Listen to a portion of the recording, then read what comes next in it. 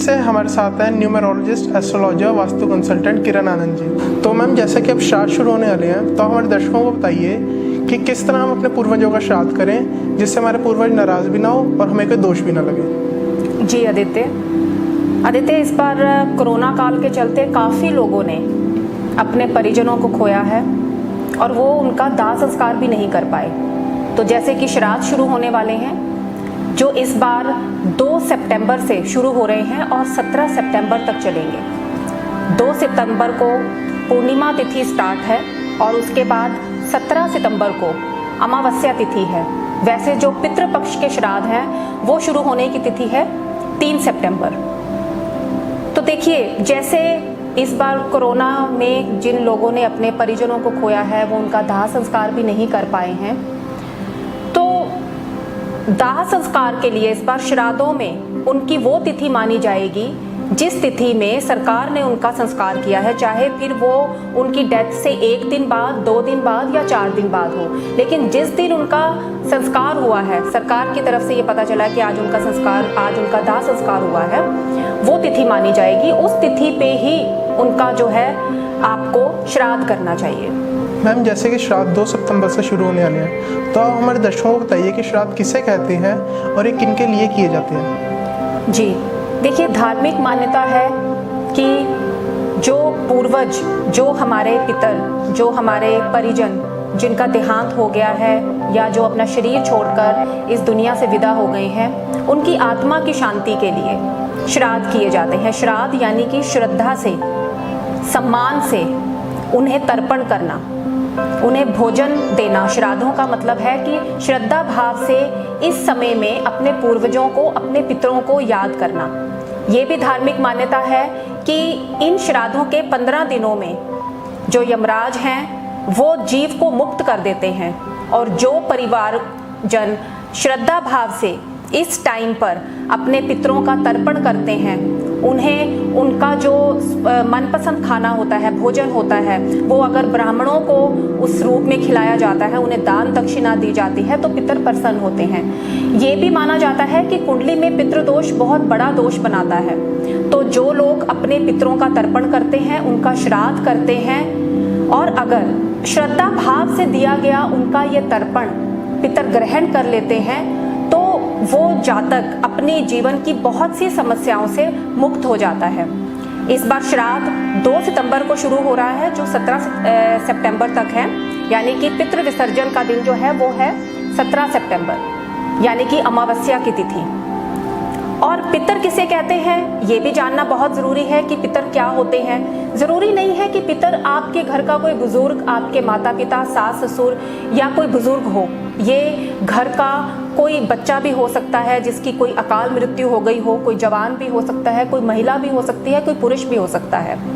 तो ये सब पितर ही कहलाए जाते हैं। और श्राद्ध के इन 15 दिनों में वो जिस तिथि को वो अगर उनका देहांत हुआ है, वो तिथि इन श्राद्धों के 15 दिनों में ज़रूर आती है। तो श्राद्धों के इन 15 दिनों में उनकी उस तिथि के अनुसार अगर उनको श्रद्धा भाव से, सम्मान के साथ तर्पण किया जाता है, तो उनकी आत्मा प्रसन्न होती है, वो आशीर्वाद देते हैं। और इस तरह उनके आशीर्वाद देने से आप अपने जीवन की काफ़ी समस्याओं को ख़त्म कर लेते हैं।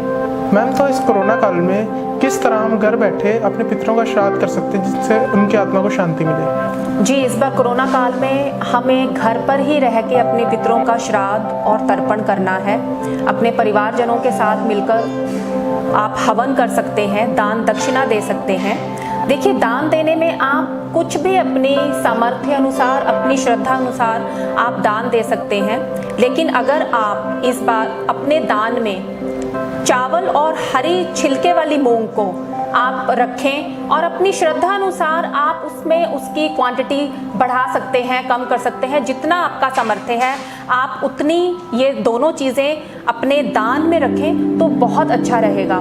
दूसरा ये कि जब आप अपने परिवारजनों के साथ मिलके हवन करते हैं तो हवन सामग्री में आप काले तिल और जौ वो ज़रूर मिला दें। और मैं कहूँगी कि अगर आप गायत्री मंत्र ओम भू भव स्वः तत्सवितुर्वरेण्यं भर्गो देवस्य धीमहि धियो यो नाम प्रचोदयात्, अगर आप इस गायत्री मंत्र का 108 बार उच्चारण करते हैं और हवन में आहुति देते हैं तो पितृ आपके बहुत प्रसन्न होंगे।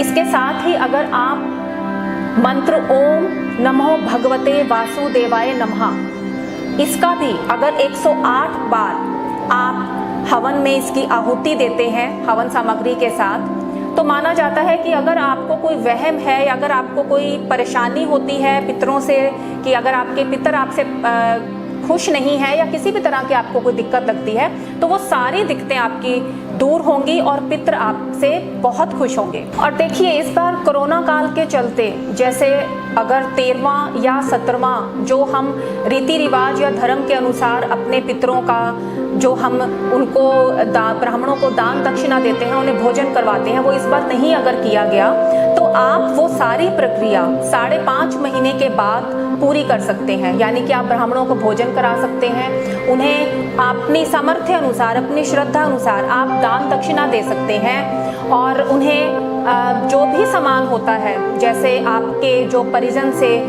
संबंधित जो भी सामान होता है, जैसे बिस्तरा है, पलंग है, गद्दा है और ज़रूरत का सामान जो सब कुछ दिया जाता है, दान दिया जाता है, वो प्रक्रिया आप सारी 5.5 महीने के बाद कर सकते हैं। ब्राह्मणों को भोजन करवा सकते हैं और अपने सामर्थ्य अनुसार आप उन्हें दान दे सकते हैं। मैम हमारे दर्शकों का अगला सवाल है कि पितृपक्ष कब बनता है और ये कब से कब तक होता है? देखिए पितृपक्ष 15 दिन तक चलता है, जो भाद्रपद की पूर्णिमा तिथि से अश्विनी मास की अमावस्या तिथि तक चलता है। पूर्णिमा तिथि में जिसका भी देहांत हुआ हो किसी भी तारीख में, उनका श्राद्ध पूर्णिमा तिथि को किया जाता है। अगर किसी की अकाल मृत्यु हुई है तो उसका श्राद्ध चतुर्दशी को किया जाता है। और अगर आपको तिथि याद नहीं है अपने परिजन की, तो अश्विनी मास की अमावस्या सर्वपितृ अमावस्या को उनका श्राद्ध किया जाता है। यानी कि जो भी तिथि है परिजन के देहांत की, वो इन 15 दिनों में आती है। शास्त्रों में भी वर्णित है कि परिजन का देहांत जिस तिथि में हुआ हो उस तिथि में ही उसका श्राद्ध कर्म करना चाहिए। पिता का श्राद्ध कर्म अष्टमी तिथि को करने की मान्यता है और माता का श्राद्ध कर्म 9वीं तिथि को करने की मान्यता है। इस बार पूर्णिमा श्राद्ध 2 सितंबर को है, पंचमी श्राद्ध 7 सितंबर को है, अष्टमी श्राद्ध 10 सितंबर को है, एकादशी श्राद्ध 13 सितंबर को और सर्व पितृ अमावस्या श्राद्ध 17 सितंबर को है। तो मैम हमें इन श्राद्धों में किन चीज़ों का ध्यान रखना चाहिए जिससे हमारे पितृ प्रसन्न रहें और हमें कोई दोष भी ना लगे? देखिए श्राद्धों में गाय को, कुत्ते को और कौवे को भोजन जरूर कराना चाहिए। ऐसी मान्यता है कि इस तरह उन्हें कराया हुआ भोजन पितृ ग्रहण करते हैं। कोशिश करें कि पितरों का मनपसंद भोजन ही आप दान में दें, ब्राह्मणों को दान दक्षिणा दें और उन्हें अपनी सामर्थ्य अनुसार आप कुछ भी वस्तु दे सकते हैं, कपड़ा दे सकते हैं, अन्न दे सकते हैं।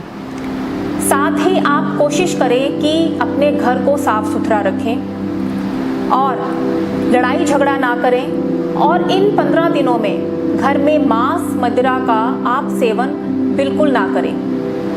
आप कोशिश करें कि महिलाएं और पुरुष इन 15 दिनों में अपने बाल ना कटवाएं। कोशिश करें, ध्यान रखें कि इन 15 दिनों में किसी भी पशु और पक्षी को नुकसान ना पहुंचाएं। श्राद्ध अपने परिजनों की तिथि पर ही करें और कोशिश करें कि उनका मनपसंद भोजन ही आप उस दिन बनाएं। तो मैम आपसे बात करते करते मेरे अंदर अभी भी एक जिज्ञासा है कि पितृपक्ष की शुरुआत किस तरह हुई है? देखिए इसके पीछे भी आदित्य एक धार्मिक पौराणिक कहानी हम कहेंगे कि है। महाभारत काल से जो इसके पीछे कहानी है कि पितृपक्ष की शुरुआत कैसे हुई। कि महाभारत में जब दानवीर कर्ण का निधन हुआ तो उनकी आत्मा स्वर्ग पहुंची और जब उन्हें नियमित भोजन दिया जाने लगा तो वो भोजन में उन्हें सोने के आभूषण दिए जाते थे। इससे वो बड़े परेशान हुए। उन्होंने भगवान इंद्र से इसका कारण जानने की कोशिश की कि ऐसा क्यों, मुझे खाने में अन्न क्यों नहीं दिया जाता, सोने के आभूषण क्यों दिए जाते हैं। तो इंद्र ने कहा कि तुमने अभी तक हमेशा सोने के आभूषणों का ही दान दिया है और तुमने अपने पूर्वजों का तर्पण नहीं किया। तो इस पर कर्ण ने ये जिज्ञासा दिखाई कि मुझे तो पूर्वजों का पता ही नहीं कि उन्हें तर्पण कैसे दिया जाता है। तो भगवान इंद्र ने उन्हें 15 दिन की अवधि के लिए धरती पर भेजा कि आप जाइए और जाकर अपने पूर्वजों का तर्पण कीजिए। तो माना जाता है कि उस टाइम से, महाभारत काल से, इन 15 दिनों का, पितृपक्ष का, ये श्राद्धों का, ये एक ऐसा अवसर आने लगा जिस पर हम अपने पूर्वजों का श्राद्ध और तर्पण कर सके, ताकि उनकी आत्मा को शांति मिले। तो ये थी हमारे साथ किरण आनंद। उम्मीद है आपको हमारा वीडियो पसंद आया होगा। अगर आपको कोई और जानकारी चाहिए तो आप हमारे कमेंट बॉक्स में लिख सकते हैं। अगर आपको ये वीडियो पसंद आया तो हमारा वीडियो लाइक करें एंड सब्सक्राइब करें हमारे